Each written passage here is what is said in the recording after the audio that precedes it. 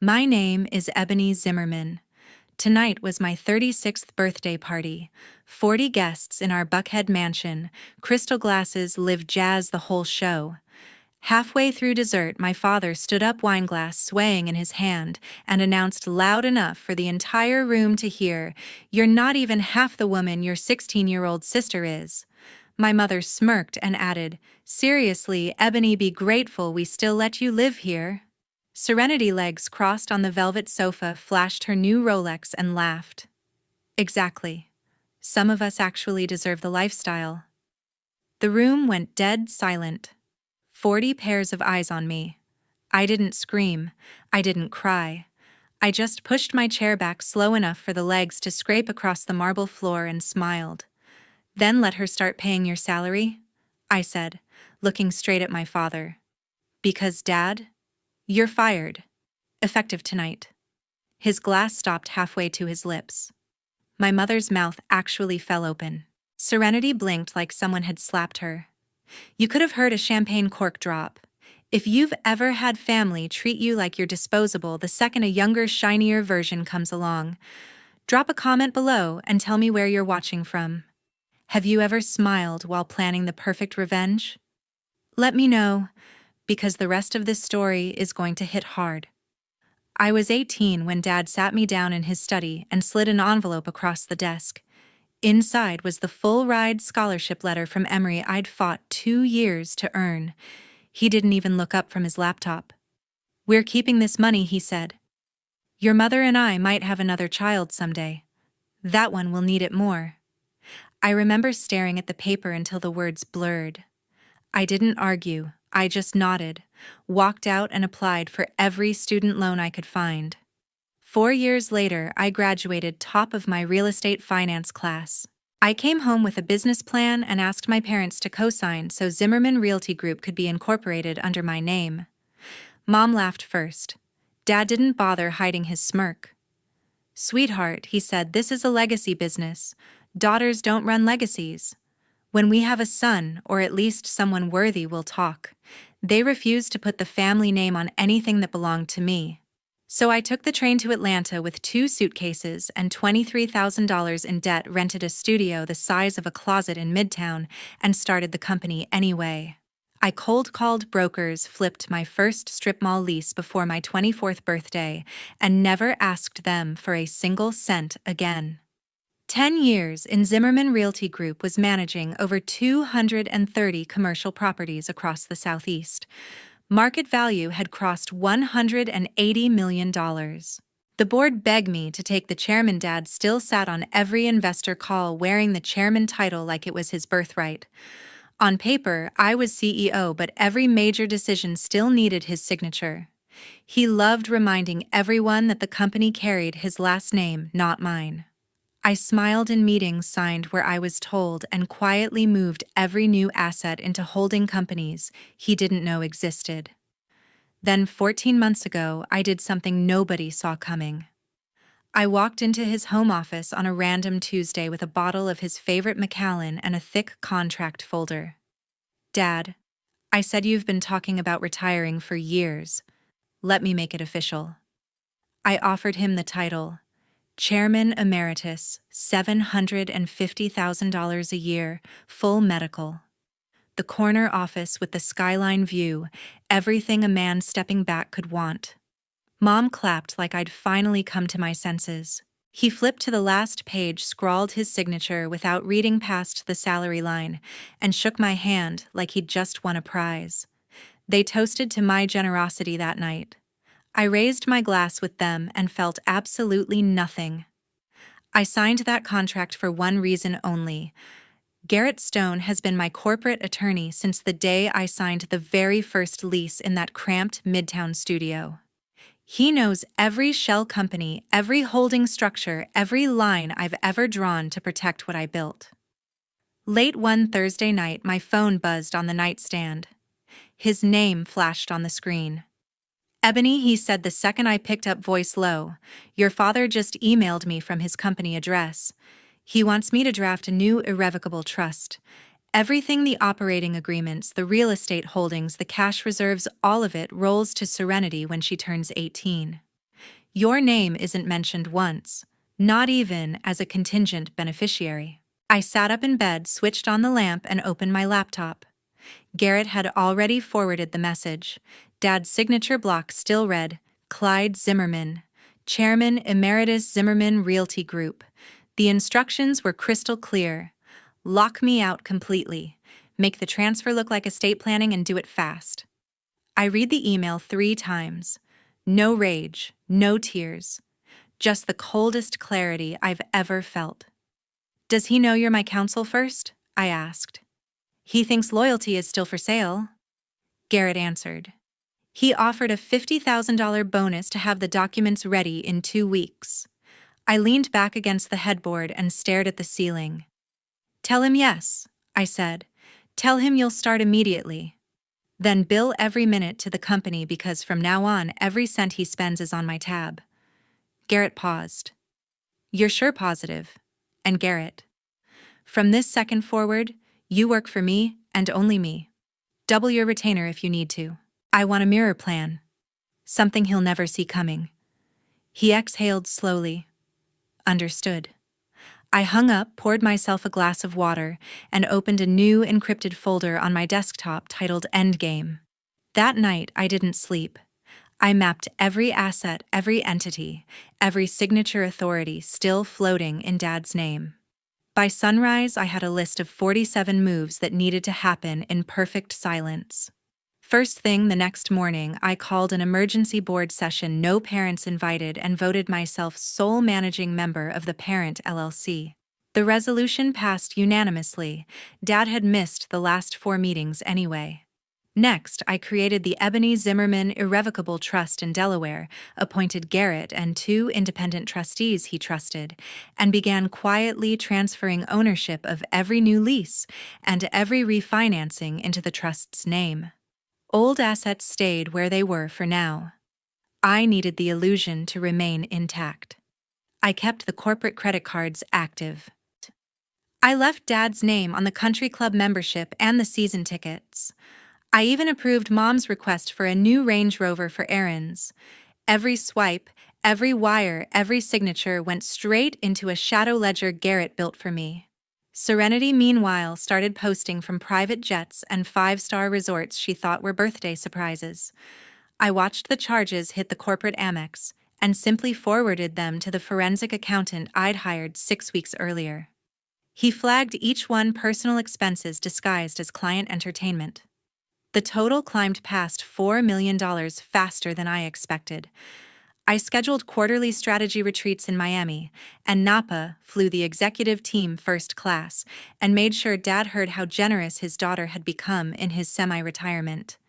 He ate it up, called me finally acting like family in front of the staff. I smiled, refilled his glass, and signed another approval for Serenity's new condo deposit in Buckhead. Garrett sent Dad drafts of the fake trust every 10 days, each version more ironclad than the last. Dad replied with enthusiastic notes. Perfect. Add a spendthrift clause for Serenity. We don't want her blowing it too fast. Every email went into the same encrypted folder. By the 8th month, the real trust owned 92% of the operating entities. Dad still believed he controlled everything because the signage hadn't changed, and the checks still carried his name. He had no idea the checks were now drawn on accounts I alone could freeze. I filed the first IRS whistleblower submission anonymously through Garrett's firm, attaching 2 years of flag transactions and the corporate card statements. The reward if they collected would be substantial. I didn't care about the money. I cared about the liens. From that day forward, I started moving the pieces exactly where I wanted them. The Ebony Zimmerman Irrevocable Trust was born in a quiet Wilmington law office on a Tuesday. No one in Atlanta ever noticed. 3 independent trustees signed. Garrett filed the paperwork before lunch. From that day forward, every new lease, every refinance, every acquisition flowed straight into the trust. The old entities stayed untouched on the surface. The stationery, the signage, the bank portals all still showed Zimmerman Realty Group exactly as Dad liked it. Underneath, ownership had already begun its silent migration. I kept every corporate card active and every account threshold high. Dad used the black Amex the way he always had, never questioning why the statement stopped coming to his inbox. Mom requested wire transfers for household expenses the way she had for 20 years. I approved them instantly, then mirrored every transaction into the forensic ledger. The internal audit ran on a server no one else could access. Each week, a new report landed in my inbox. By the end of the fourth month, the number sat at $2,800,000 moved for Serenity alone. Private high school tuition in Switzerland billed as employee training. A $2 million condo in Midtown titled directly to a 16-year-old listed as marketing internship housing. First-class deposit for a 3-week summer tour across Europe coded as client site visits. Every line item carried Dad's digital approval or Mom's handwritten note. I printed nothing.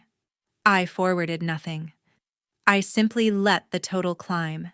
Garrett scheduled quarterly trust reviews in person, always at my penthouse, after 9 at night. We sat at the kitchen island with 2 laptops and a bottle of water between us. He showed me the new percentages 42-58, 71-89.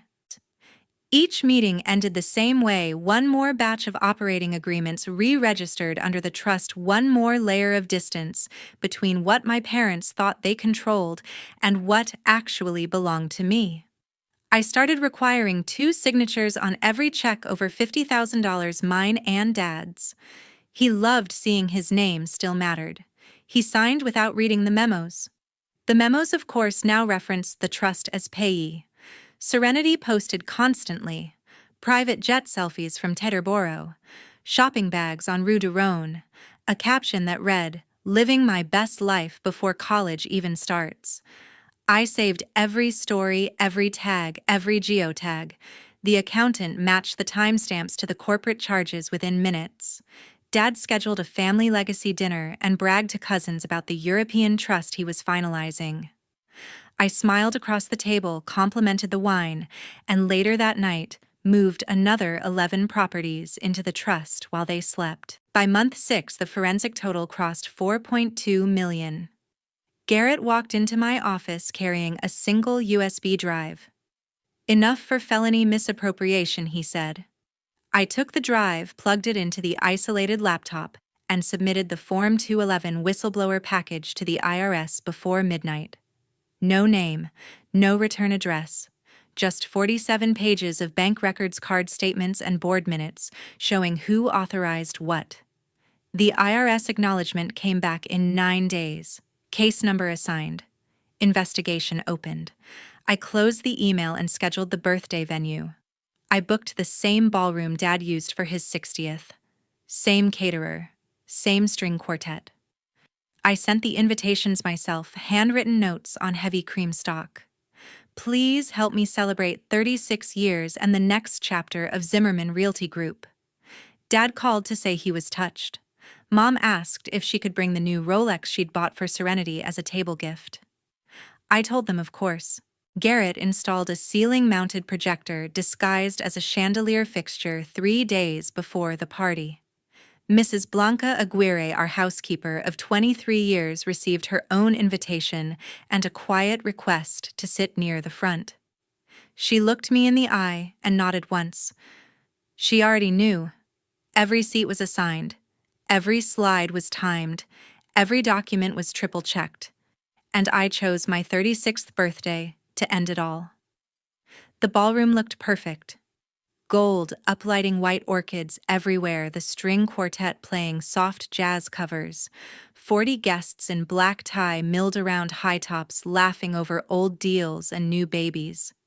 Dad had already knocked back 3 bourbons and was working on a 4th. Mom floated from table to table in a champagne silk gown, diamond earrings flashing every time she turned her head. Serenity stood in the center of her usual orbit of second cousins and country club friends, phone raised high, showing off photos on the huge screen I'd rented for the slideshow of my life. "Look," she announced loud enough for half the room to hear. "This is the condo Daddy closed on last week. Midtown 32nd floor, all mine when I turn 18. She swiped. And these are the business class tickets for July. Paris, Rome, Amalfi. Mom says I deserve it after finals. Polite laughter rippled. Someone toasted to the next generation. Dad slung an arm around Serenity's shoulders, cheeks flushed, voice carrying over the music. That's right, he boomed. Some kids earn the world by existing. Others. He turned, locked eyes with me across the room and raised his glass. Others just take up space. The quartet kept playing, but the chatter died. Mom smirked and added loud and clear, "Be grateful we still keep a roof over your head, Ebony. Most girls your age would kill for this life." Serenity flipped her hair. Exactly. Some of us don't need to beg for scraps. 40 faces turned to me at once. Phones lowered. Forks froze halfway to mouths. Mrs. Blanca Aguirre, seated quietly near the front in her simple navy dress, met my eyes and gave the tiniest nod. I set my champagne flute on the nearest table. The clink echoed. I walked to the center of the room, heels silent on the marble, and smiled the same smile I'd practiced in the mirror for weeks. "Then let her start paying your salary," I said, voice calm, loud enough for every microphone hidden in the flower arrangements to catch. "Because, Dad, you're fired. Tonight." Dad's glass slipped in his hand. Bourbon splashed across his shoes. Mom's mouth opened, closed, opened again. Serenity actually laughed, short, nervous, waiting for the punchline. I lifted one finger. That was the signal. The lights dimmed without warning. The quartet stopped mid-note. A low, mechanical hum came from the ceiling as the crystal chandelier rose on invisible wires, revealing the hidden projector lens. Garrett Stone stepped out from behind the dessert station in a charcoal suit, remote in hand. He pressed the button. The screen lit up with the first slide, 20 feet wide, in bold black letters on white: Zimmerman Realty Group Employee Termination Notice. Clyde Zimmerman, Chairman Emeritus, effective immediately. Gasps rippled outward like rings in water. Phones came back up, this time recording. Dad stared upward, mouth working soundlessly. Mom grabbed his arm. "What is this? Ebony, turn it off right now." I didn't move. Garrett clicked again. Slide 2, the employment agreement Dad had signed 14 months ago. His own looping signature circled in red. Page 14 highlighted: "Employee serves at the pleasure of the board and may be terminated without cause upon written notice." Slide 3, board resolution dated the same week, signed by every director, removing Dad from all voting rights. Slide 4, a simple org chart. My name at the top. His name crossed out in red. Serenity shrieked, "This is a joke, right? Turn it off." Garrett ignored her and kept clicking. Garrett pressed the button and the screen blazed with the first line. Garrett's voice cut through the frozen silence, calm, professional, merciless. "Slide 5, he announced. A single page filled the screen. Dad's employment contract, paragraph 17, circled in red. "At will employment. Termination without cause or notice. Severance 0. Dad lunged forward. "This is insane. I own slide 6. Garrett continued. A spreadsheet replaced the contract. 38 rows. Dates, amounts, descriptions. $180,400 labeled family educational support. $2,100,000 labeled future heir residence. $412,000 labeled European cultural enrichment. Every line traced from company accounts to personal ones bearing Serenity's name or Mom's maiden name. Guests started whispering. Phones angled higher. Dad's face drained of color. Mom clutched the table edge, knuckles white. Slide 7. A letter on IRS letterhead. Official seal. Case number. Date stamped 8 months earlier. Receipt of Form 211 whistleblower submission. Investigation opened for potential criminal tax fraud, misappropriation of corporate funds, and filing of false returns. Someone in the back actually dropped a glass. It shattered. Garrett did not pause. Slide 8. A simple declaration of trust. Ebony Zimmerman Irrevocable Trust. Dated 14 months ago. Sole settler me. Sole trustee me. Current assets 100% of Zimmerman Realty Group operating entities, real property holdings, and liquid reserves. Dad roared, voice cracking. You can't do this. That company carries my name. Garrett clicked again. Slide 9. A Georgia Secretary of State filing, Articles of Amendment. Company name changed effective 48 hours from tonight. EZ Realty Holdings LLC, all references to Zimmerman removed. Mom finally found her voice. You ungrateful slide 10, Garrett said. Bank of America letterhead. Account closure notices for every corporate card in Dad's wallet and Mom's purse. Effective midnight. Serenity screamed high and sharp. Turn it off. She's lying, this is illegal. Garrett kept going. Slide 11. Photos pulled from public Instagram posts. Serenity on a yacht in Capri. Serenity holding shopping bags on Via Condotti. Each image stamped with the exact corporate charge that paid for it. The room erupted in murmurs. One cousin I hadn't spoken to in years shook his head and mouthed, "Damn." Dad tried to charge the stage. 2 off-duty Atlanta PD officers I'd hired for security stepped in front of him without a word. He stopped short, breathing like a bull. Mom collapsed into a chair, hand over her heart. Serenity kept shrieking, tears streaking mascara down her cheeks.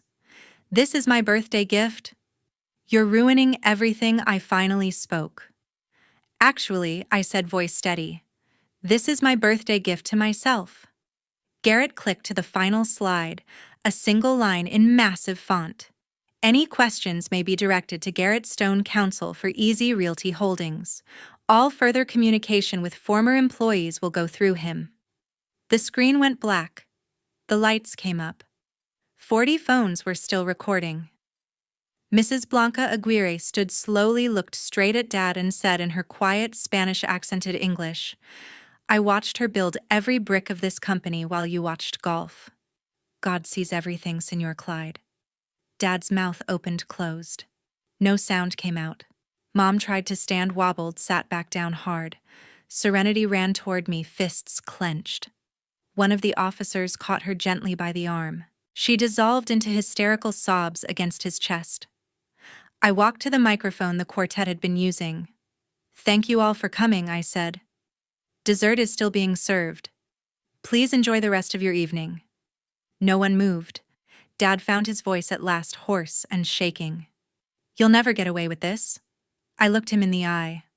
I already have. Security escorted them out the side door. Mom's heels dragged across the marble. Serenity's crying echoed down the hallway. Dad never looked back. The front doors of the mansion slammed shut behind them just after midnight. The first lien hit 3 weeks after the party. IRS froze every account still carrying the old Zimmerman name. Dad's country club membership bounced. Mom's spa charges declined. The black Amex they both carried turned into plastic bricks overnight. By month 2, the formal notice arrived, $11.4 million in back taxes, penalties, and interest. The Buckhead mansion went on the auction block. Bidding started at $8 million and barely crawled to $9 million. A hedge fund guy from Miami bought it sight unseen. Moving trucks rolled up on a rainy Thursday. Dad stood on the front steps in the same bathrobe he'd worn for 20 years, watching strangers box up his golf trophies.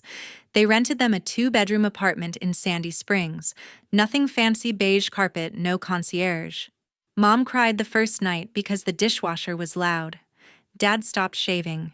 Serenity lost her spot at the Westminster School the day the tuition wire reversed. The headmaster sent a polite letter, unpaid balance, immediate withdrawal required. She enrolled at North Atlanta High, a public school 20 minutes north. On her first day, someone recognized her from the viral clip that now had 14 million views on TikTok. Kids filmed her walking down the hallway whispering, "That's the girl whose sister aired the whole family." They slowed the footage of her crying, added clown music, and set it to loop. The video stayed pinned on the school's anonymous Finsta for weeks. Dad tried the country club one last time, hoping his face would still open doors. The manager met him at the entrance, apologetic but firm. "Membership lapsed, sir. Payment declined." He drove home in the 10-year-old Lexus that used to be the spare car. Mom sold her jewelry at a gray market dealer off Peachtree. She came home with $43,000 in cash and a face that looked 10 years older. They used it to hire a tax attorney who lasted exactly one meeting once he saw the file. No defense, he said. Plea or trial. Trial, loses. Serenity's phone blew up with messages from people she used to call friends, none of them kind. She stopped posting. Then she stopped leaving the apartment. My own phone rang constantly. Blocked numbers. Voicemails I never played. Texts from Mom. We're still your parents. From Dad. You've made your point. Let's talk. From Serenity, 67 messages in one day ranging from bargaining to threats to tears. I read none of them twice. I deleted the threads without reply. Garrett forwarded settlement demands, then lien schedules, then foreclosure notices. I signed nothing that helped them. I signed everything that finished the job. The company now, Easy Realty Holdings, posted its best quarter ever. Investors who once kissed Dad's ring now lined up at my door. I expanded into Charlotte and Nashville before Labor Day. Dad took a part-time consulting gig for a strip mall broker in Roswell. $40 an hour. He told the owner not to use his full name on the website. Mom started volunteering at a church thrift store because the silence in the apartment was worse than the noise. Serenity cut her hair short, dyed it dark, and started taking the bus. She told her new guidance counselor her last name was Smith. One Sunday morning, Dad showed up at my office building downtown. Security called up. I watched him on the lobby camera, thinner, unshaven, holding a manila envelope like it was a white flag. I told the desk to say I was in Tokyo. He left the envelope. Inside was a single sheet. I was wrong. I'm sorry. No signature. I dropped it in the shredder without a second look. Meanwhile, I had already moved to the 48th floor of a glass tower in Midtown. The elevator opens directly into my penthouse now. No doorman announces me. No one waits in the hallway with opinions I never asked for. Just floor-to-ceiling glass and the entire Atlanta skyline spread out like it was built for me alone. Easy Realty Holdings closed its last fiscal year at $412 million in assets under management. We own half the new high-rises you see going up on Peachtree, a chunk of the Beltline developments, and every Class A lease from here to Charleston. The board meets in a room that has my name on the door in brushed steel, no legacy surname attached.